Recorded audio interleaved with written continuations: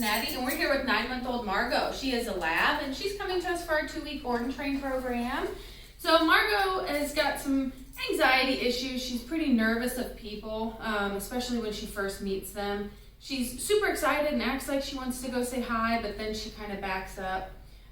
You see she's a little nervous, her tail's tucked, so we're going to really build her confidence and build up her trust with people, as well as just working out and about social etiquette and just environmental stresses, stuff like that. So really just build up her confidence through obedience.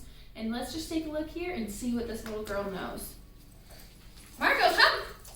Margo, come! That's a good girl. Margo, sit!